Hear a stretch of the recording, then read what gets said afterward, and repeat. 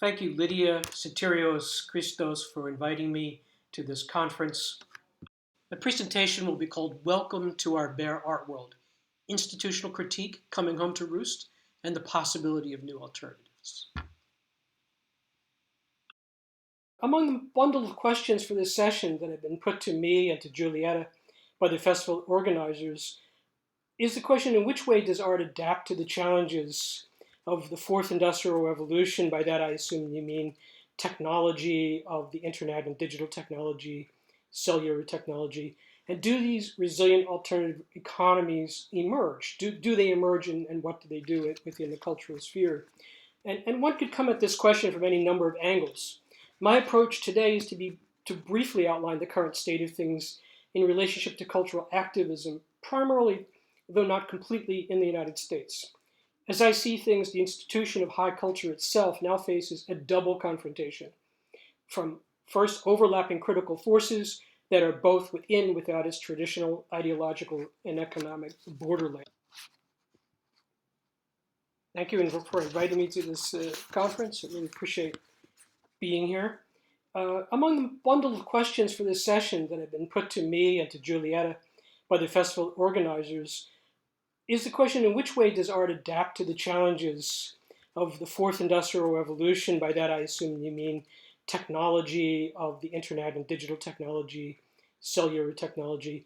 And do these resilient alternative economies emerge? Do they emerge, and what do they do within the cultural sphere? And one could come at this question from any number of angles. My approach today is to briefly outline the current state of things in relationship to cultural activism, primarily, though not completely, in the United States. As I see things, the institution of high culture itself now faces a double confrontation. From first, overlapping critical forces that are both within and without its traditional ideological and economic borderlands.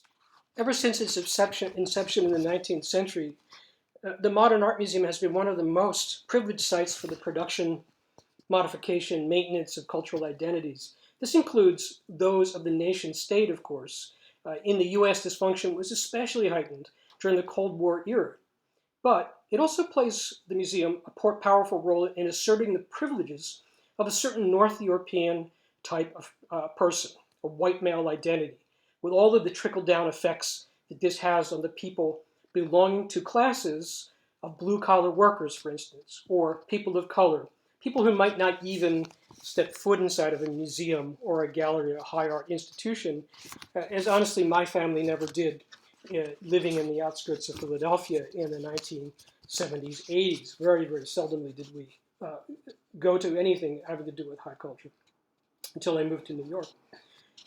Except that lately this job of naming, shaping, and imagining social subjectivities through cultural objects and practices is increasingly turning towards the shadows. That is to say, alternative, marginalized, and communal populations who were once relegated to the basement archive. That is, if they were present inside the museum at all, or within the historical narrative, the art historical narrative at all. These different populations are now suddenly being asked to enter this citadel of high culture. One would like to be generous here and suggest that because art is associated with an enlightened view of society, that the art world is making these changes and allowing for these kind of new expanded subjectivities. They're doing it on their own accord. But we know, of course, that the same bad faith that permeates the neoliberal economic and social sphere is now increasingly part of the art establishment as well. And I would say here that maybe we are even already inside a kind of post-neoliberal or sort of hybrid neoliberal authoritarian economic situation. What the art world institutions now confront, and this is the core of what I'd like to sort of get to here, is a dual challenge that is focused less on reforming the museum's treatment of artists, such as the Art Workers Coalition did, or the Black Emergency Cultural Coalition did back in the 60s and 70s, when they demanded that artists be treated more like workers in relationship to the capitalist, or in relationship to the factory owner, that being the museum. And they wanted more rights for artists. They wanted to have more say for artists. But today, I would say these uprisings that we're seeing, and I'll get into that more specifically in a minute, are really about modifying or even completely overturning the very ideological and economic order of high culture itself. It's a much more fundamental change that's taking place. And again, it's coming from both the outside and the inside, as I will get to. From the outside, we see a vigorous movement that aims to decolonize the museum, and by extension, the art world's global hegemony. One could even argue that the practice of monumenticide, or monument takedown by supporters of Black Lives Matter and the Rhodes Must Fall campaign in South Africa, among other bottom-up activist movements today, that this is also part and parcel of a broader critique of museums and of high art institutions. Turning from the outside to the inside, we witness a wave of internal struggles by museum staff who are demanding changes to curatorial practices, employment policies, and even calling for the resignation of individuals, museum trustees who are considered toxic board members. Not only calling for them, but in many cases succeeding in having them removed or having them step down from their positions on the board. Which is to say that in spite of the art market's financial triumph over the past few decades, including estimated sales topping 60 billion euros annually, and artworks that have been fused into novel investment instruments, museums have nevertheless confronted a steady and growing wave of boycotts, occupations, protests, and labor unrest by artists, activists, and also their own employees. And I think that's crucial, and we'll get back to it in a second. I would not be the first or last to observe that activism of one form or another has become the signature characteristic of 21st century high culture.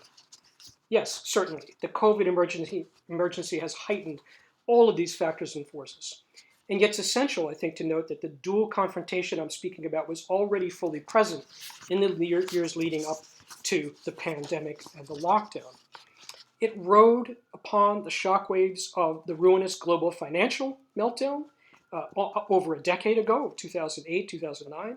And it's also part and parcel of the law enforcement battle against African Americans, indigenous people, trans people, unhoused persons, working class people, and communities of color, which we are seeing brought into high focus in the United States, especially in recent years. It's a brutality that is being galvanized by authoritarian, anti-globalist, and xenophobic political forces that have been brought sharply into focus from the Brexit to the 2016 US elections. Still, it's important to add to this interplay of forces and events the failing circumstances of high culture's own ideology of artistic production and consumption, at least as it plays itself out within the Western world and has for centuries. The art world has imagined itself to be an exceptional economy, and therefore one that is set apart and even immune to the mundane and worldly sphere of politics as much as capitalist economics. Nevertheless, this fantasy of autonomy is rapidly melting into air. The once vaunted realm of high culture is falling fast to earth. And here we arrive at another contradiction. On one hand, high culture is being pried apart and exposed to the everyday world of social struggles and economic precarity. Not that these were ever really absent from the art world, but they typically remain hidden within plain sight. On the other hand, the actual art world that is descending into the everyday, you might say, is a far cry from the socialist utopia that people in early 20th century avant-garde once dreamt of. In other words, as Mayakovsky proclaimed, the streets shall be our brushes, the squares our palettes. If the art world today is becoming part of the everyday, and I think that is what's taking place, it's certainly not the kind of utopian circumstances that one would dream of or idealize. Instead, we confront today a global reality in which radically asymmetrical access to income security, food security, basic human needs are presented as inevitable trade-offs for an increasingly truncated version of democracy. It is a time in which the financialization of everyday life, as the late Randy Martin lamented, reaches into the very fiber of our being. It's also a world where, as Jody Dean vividly details, a networked community capitalism robs us not only of our privacy, but also of any genuine political solution to these dire circumstances. All of this is taking place as we witness the strident return of authoritarian right-wing and fascist ideologies. At a moment when, with every grim uptake in the planet's medium temperature, we draw closer to environmental calamity. Given today's circumstances, perhaps even Mayakovsky would have reversed course and called upon art to return back to its romanticized pedestal. Still, as art joins with the commonplace world and its multiple unfolding catastrophes, and even as art sheds its centuries-old ideological aura of privileged freedom and self-determination, in exchange, it gains a front row seat to the contentious struggles surrounding the struggle to rethink and rebuild society at a time of extreme crisis. Likewise, the very term art is radically shifting, twisting, inverting, as it undergoes an outright self-expulsion from itself, springing away from its familiar white cube sanctuary in order to occupy the uncertainty of the public sphere. I call this new cultural condition, and here I offer my apologies to Giorgio Agamben, I call it a bare art world. After the letter was made public, and I want to emphasize the letter was coming from staff members who are not unionized and who really were exposing themselves to being fired without question. But after the letter was made public, a coalition of activists, including Decolonize This Place and others, working with the staff indirectly, but in sympathy, let's put it that way, and artists, some of them who were going to be showing in the Whitney Biennial itself. I want to mention Michael Rakowitz, the artist who pulled his work out of the Whitney Biennial, who is the only one who did it in advance, and later other artists joined his action. Finally, Warren Kanders, the person in question, resigned from the board. And so action actually led to some actual concrete results. It was just months later and across town at the new museum that some 70 staff members voted to form a labor union. But when they were first confronted with this pending unionization, the new museum administration hired the services of Adam Nash, Haskell, and Sheridan. It's an organization, it's a company. It strives to provide business with a union-free environment. Their slogan is, when we take action, you take control. So they literally go in and try to persuade people who want to join a union to cease and desist through various means. We don't have time to get into it now. But this was the response of the so-called enlightened institution, New Museum. 9 days later, the art handlers and installers at the Guggenheim Museum also repeated the same action and attempted to unionize and confronted the same problems with their management. They did ultimately succeed in voting for a union, but they've had a very difficult time, actually having their hopes and their ideas and their goals with the union implemented. What's of course important to point out now is that with the COVID situation and the economic crisis, a lot of this unionization has been sort of pushed back against, and some of the members who led the drives to unionize in these museums were being targeted with, and are being targeted with, layoffs and even firings.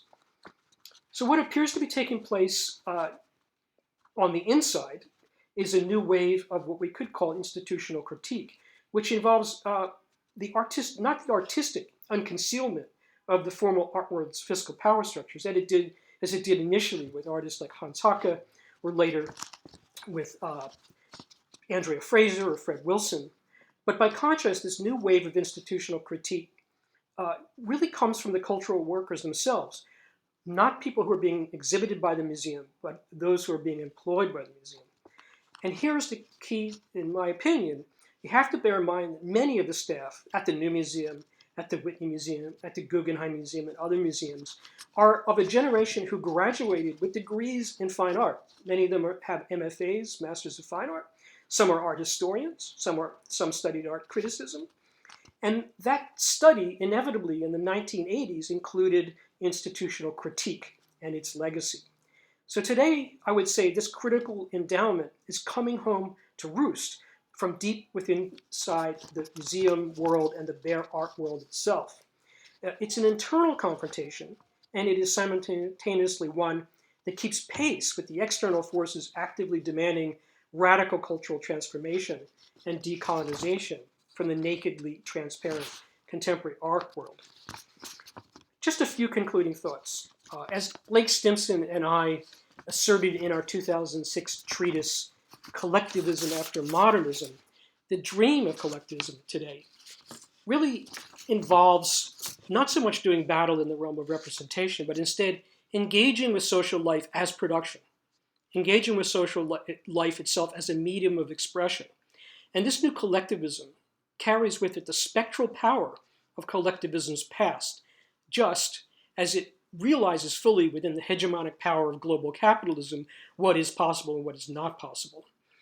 But I want to add to this just a quick comment from an exhibition that the artist Oliver Ressler and I organized, which was on display at the Contemporary Art Center of Thessaloniki in 2012. The title of the exhibition came from a comment that Slavoj Žižek made, and it goes as follows: "It's the political economy, stupid." Again, this was just after, a couple years after the economic meltdown, and the exhibition involved artists who addressed economics in their work, and especially the crisis that was ongoing at the time. Oliver and I wrote in the introduction to the exhibition in Thessaloniki, rather than acquiesce to our current calamity, this exhibition, "It's the Political Economy, Stupid," asks if it's not time to push back against the disciplinary dictates of the capitalist logic, and as if by some sort of artistic sorcery, launch a rescue of the very notion of the social itself. So here you have two maybe bookends to end with, one talking about the necessity of working within the social, and the other about rescuing the very idea of the social through cultural practices. And I really do believe that the conditions before and after the 2008 crisis have not really changed that much. They've only intensified. And so we really have to call for the rescuing of this kind of cultural activism with all the more urgency today. Thank you so much.